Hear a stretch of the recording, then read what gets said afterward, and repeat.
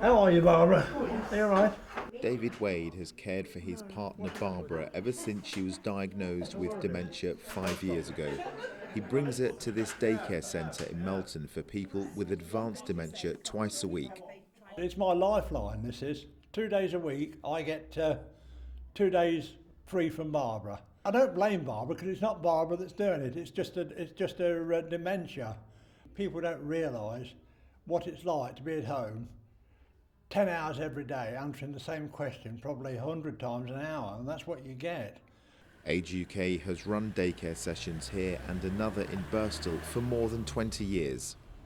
We do lots of activities, lots of meaningful activities like memory, orientation, quizzes and physical things like skittles. As long as they can go home with a smile on their face, I feel we've done a good job at the end of the day. Age UK receives funding worth £75,000 from the NHS and uses £36,000 of its own money to keep the two sites open.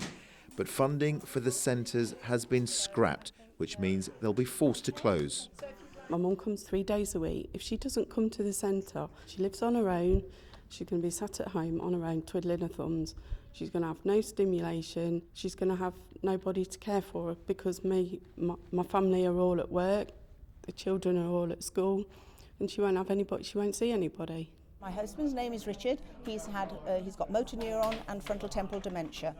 He's been coming here for about 8 months now, and he can't speak now, but actively his mind is stimulated when he comes here. From the outsider looking in, they look like a normal group, and that is what's so clever. That's the magic of the centre. It is the expertise of what the centre represents. The centre is run by 2 members of staff and 12 volunteers. Carers are worried about what will happen if the doors eventually close at the end of June.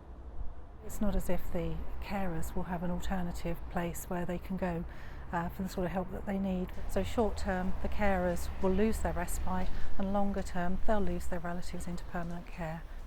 Campaigners say they'll fight to keep the services open. In the meantime, carers and their loved ones face an uncertain future. Rajiv Poppet, ITV News, Melton.